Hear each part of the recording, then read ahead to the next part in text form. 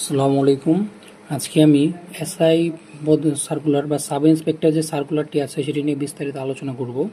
তাই আপনারা যারা এই সাব ইন্সপেক্টর বা উপপরিদর্শক পদে আবেদন করবেন তাদের শুরু থেকে শেষ পর্যন্ত ভিডিওটি দেখার অনুরোধ করা হলো। তাছাড়া আপনি যদি আমার চ্যানেলে নতুন হয়ে থাকেন তাহলে এই চ্যানেলটি সাবস্ক্রাইব করে রাখতে পারেন। যে কোনো সার্কুলার সবার আগে আপনাদেরকে জানিয়ে দেব। এটি হচ্ছে মাদক দ্রব্য নিয়ন্ত্রণ অধিদপ্তরের আন্ডারে থাকা এসআই সার্কুলার, ডিএনসি এর অধিভুক্ত। সার্কুলারটি গত 2 তারিখ প্রকাশিত হয়েছে।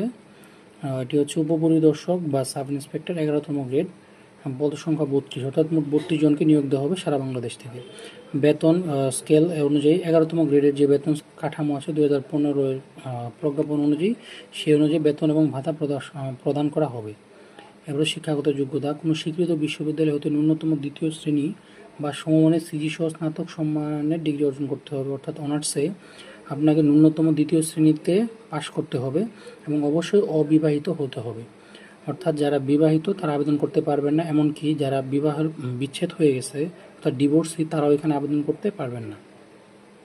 তো শারীরিক যোগ্যতা, এখানে পুরুষের ক্ষেত্রে শারীরিক যোগ্যতা হচ্ছে উচ্চতা লাগবে 5 ফুট 4 ইঞ্চি বা 1.63 মিটার, এবং মহিলাদের উচ্চতা লাগবে 5 ফিট 2 ইঞ্চি বা 1.57 মিটার। বুকের মাপ উভয় ক্ষেত্রেই 30 ইঞ্চি বা 76 সেন্টিমিটার এবং সম্প্রসারণের পর 32 ইঞ্চি বা 81 সেন্টিমিটার হওয়া লাগবে। এখানে ওজন দেওয়া আছে, পুরুষ প্রার্থীর ওজন হতে হবে 53 কেজি এবং মহিলা প্রার্থীর ওজন হতে হবে 46 কেজি।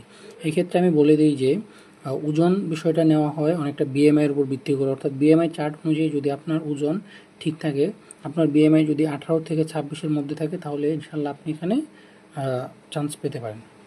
তারপর এখানে দেওয়া আছে আবেদনের বয়স, আবেদনকারীর বয়স 1 জুলাই 2026 তারিখে 18 থেকে 27 বছরের মধ্যে হতে হবে, অর্থাৎ যাদের বয়স 18 থেকে 27 বছরের মধ্যে তারা এখানে আবেদন করতে পারবে এবং বয়সের ক্ষেত্রে কোনো এফিডেভিট গ্রহণযোগ্য হবে না।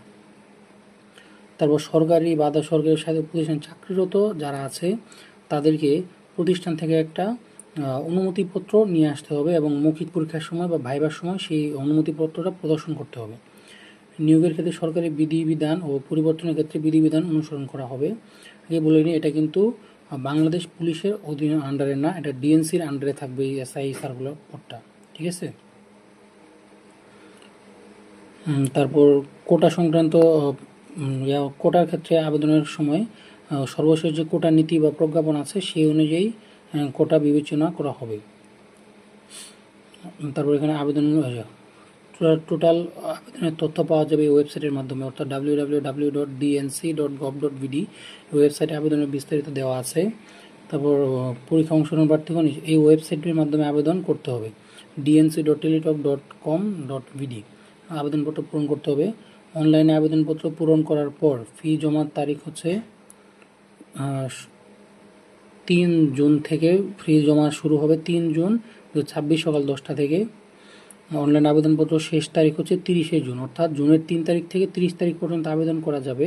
উক্ত সময়ের মধ্যে ইউজার আইডি প্রাপ্ত, আবেদন করার পর একটা ইউজার আইডি আসবে, সেই ইউজার আইডির মাধ্যমে 72 ঘন্টার মধ্যে টেলিটক প্রিপেড সিমের মাধ্যমে ফি জমা দেওয়া লাগবে।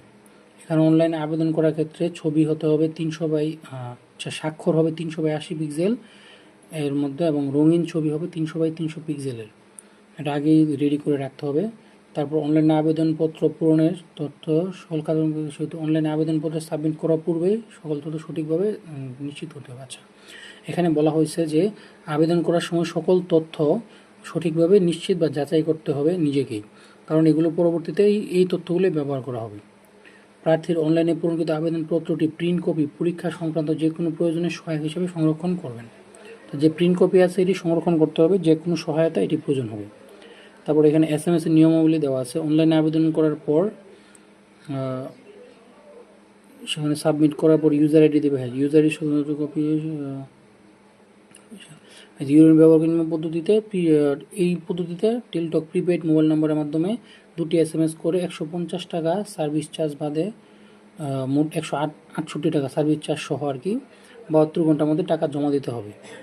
এখানে দেওয়া আছে প্রথম SMS কী করবেন, প্রথমে লিখবেন ডিএনসি, তারপর স্পেস দিয়ে ইউজার আইডি, একটা ইউজার আইডি আপনাকে আবেদন করার যে ফর্মটা থাকবে এই যেখানে বলা হয়েছে এই ফর্মের মধ্যে দেওয়া হবে, এই ইউজার আইডি লিখে সেন্ড করবেন 16222 এই নাম্বারে।